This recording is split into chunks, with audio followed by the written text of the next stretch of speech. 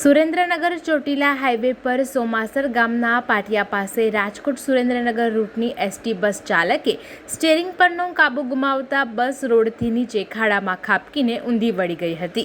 આ બસમાં 30 જેટલા મુસાફરો સવાર હતા, જેમાંથી અંદાજે 20થી વધુ મુસાફરો ઇજાગ્રસ્ત થયા હતા। બસ પલટી જતા બસમાં સવાર મુસાફરોની રાડ, બૂમ અને દેકારો સાંભળી આજુબાજુમાંથી લોકો દોડીને ઘટના સ્થળે પહોંચી ગયા હતા અને તુરંત 108 અને પોલીસને જાણ કરી હતી। ઘટનાની જાણ થતાં જ 108 અને પોલીસ તુરંત ઘટના સ્થળે પહોંચી ગયા હતા। લોકોના ટોળેટોળા અને 108 એમ્બ્યુલન્સ વાનના કાફલાને કારણે હાઈવે પર ટ્રાફિક જામના દ્રશ્યો સર્જાયા હતા। એસીબીએ રાજકોટના ઇન્ચાર્જ ચીફ ફાયર ઓફિસરને 1,80,000 રૂપિયાની લાંચ લેતા રંગે હાથ ઝડપી લીધા છે। ફરિયાદી ફાયર સેફટી ફિટિંગનું કામ કરતા હોવાથી શહેરમાં એક બિલ્ડિંગમાં કરેલ ફાયર સેફટી અંગેની એનઓસી મેળવવા માટે તેમણે રાજકોટ મહાનગરપાલિકાના સેન્ટ્રલ ઝોનના ચીફ ફાયર ઓફિસર અનિલકુમાર મારુનો સંપર્ક કર્યો હતો। ત્યારે અધિકારી મારુએ ફરિયાદી પાસે 3 લાખની લાંચની માંગણી કરી હતી। ફરિયાદીએ અધિકારીને રૂપિયા 1,20,000 આપી દીધા હતા અને બાકીની રકમ 4-5 દિવસમાં આપવાનું નક્કી કરવામાં આવ્યું હતું। ત્યારબાદ ફરિયાદીએ આ બાબતે એસીબીમાં ફરિયાદ નોંધાવી હતી। ફરિયાદના પગલે એસીબીના અધિકારીઓએ રાજકોટ મહાનગરપાલિકાની સેન્ટ્રલ ઝોનની ચીફ ફાયર ઓફિસરની ઓફિસમાં પકડવા માટે ઝાડ બિછાવી હતી। ફરિયાદી પાસેથી લાંચના રૂપિયા 1,80,000 લેવા જતા in-charge chief fire officer Anil Maru રંગે હાથ એસીબીની સામે ઝડપાઈ ગયા હતા।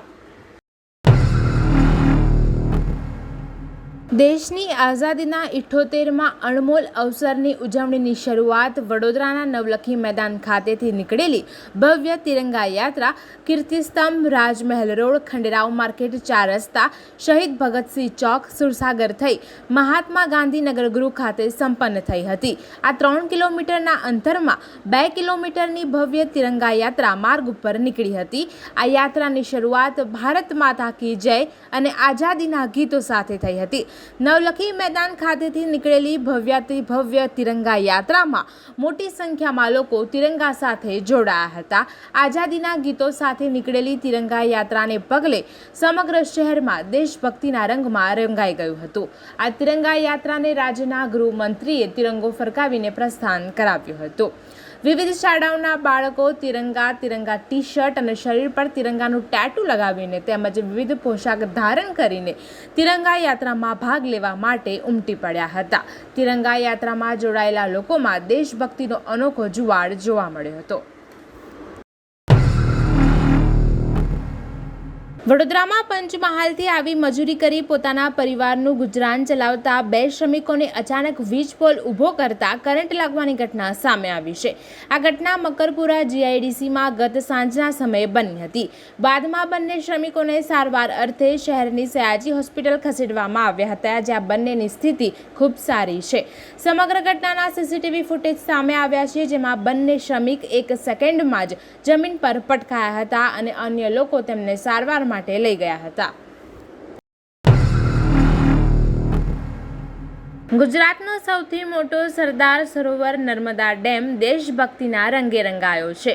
સરદાર સરોવર ડેમને ત્રિરંગાની રોશનીથી શણગારવામાં આવ્યો છે। ડેમના બંને બાજુના દરવાજા પર કેસરી અને લીલા રંગની લાઇટો ઝળહળી રહી છે, જ્યારે ડેમના મધ્ય ભાગમાં પાણીના શ્વેત રંગ જોવા મળી રહ્યો છે।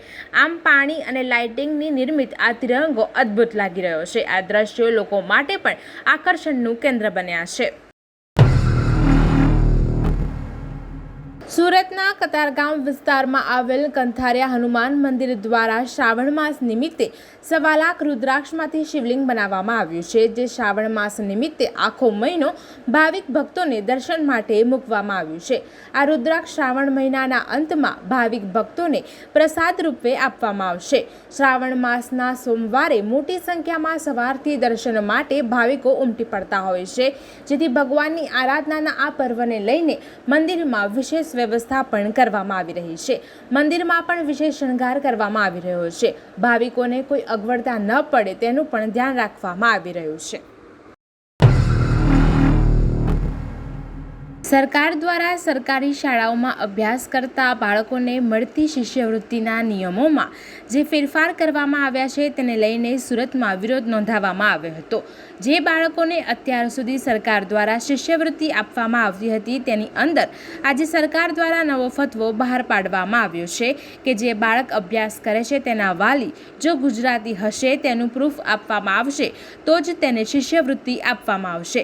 એટલે આવો જ જે સરકાર દ્વારા ભેદભાવ કરવામાં આવી રહ્યો છે અને ફક્ત ગુજરાતી હોય તેવા બાળકોને શિષ્યવૃત્તિ આપવાનું નક્કી કરવામાં આવી રહ્યું છે તેની સામે સુરત શહેર જિલ્લા કોંગ્રેસ સમિતિ દ્વારા બેનર સાથે વિરોધ પ્રદર્શન કરવામાં આવ્યું હતું। પશ્ચિમ બંગાળના કોલકાતામાં હોસ્પિટલ ખાતે મહિલા ટ્રેની તબીબ સાથે દુષ્કર્મ બાદ મર્ડરની ઘટનાના પડઘા દેશભરમાં પડી રહ્યા છે ત્યારે સતત 3-4 દિવસથી દેશભરના તબીબો દ્વારા વિવિધ રીતે વિરોધ પ્રદર્શન કરવામાં આવી રહ્યો છે ત્યારે સુરત સિવિલ મેડિકલ કોલેજની નવી બિલ્ડિંગ પાસે મોટી સંખ્યામાં રેસિડેન્ટ ડોક્ટર એસોસિએશન અને સ્ટુડન્ટ કાઉન્સિલર દ્વારા કેન્ડલ માર્ચ યોજવામાં આવી હતી જેમાં વિવિધ બેનર સાથે પ્રેસિડેન્ટ ડોક્ટર અને સ્ટુડન્ટો જોડાયા હતા।